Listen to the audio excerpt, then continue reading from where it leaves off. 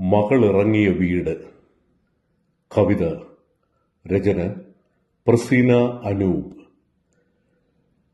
മറ്റൊരു ദേശത്തിന്റെ അവകാശിയായ മകളിറങ്ങിപ്പോയതിൽ പിന്നെയാണ് പെറ്റു വീണിടം മൗനത്തിലാണ്ടതും പെറ്റ വയറും കൂടപ്പിറപ്പും പോറ്റിയോരച്ഛനും അകക്കണ്ണാൽ കരഞ്ഞും പുറമേ ചിരിച്ചും നോവൊളിപ്പിക്കാൻ പഠിച്ചത്.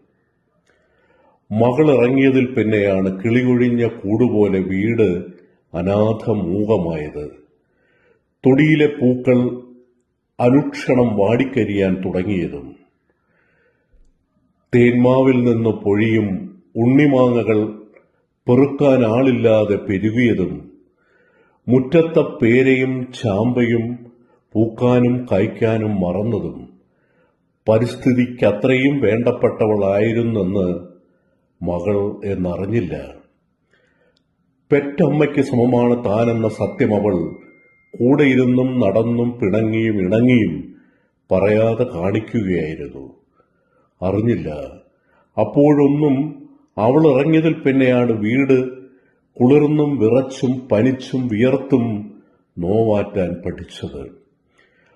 അവളുടെ അഭാവം തീർക്കുന്ന നിശബ്ദതയിലാണ് ചുവരിലെ കടികാരത്തിന്റെ പെൻഡുലം മുഴങ്ങുന്നത് വീടറിഞ്ഞത്.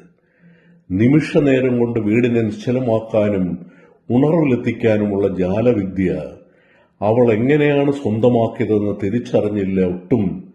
മകളെ പടിയിറക്കി പറഞ്ഞയക്കുവോളം.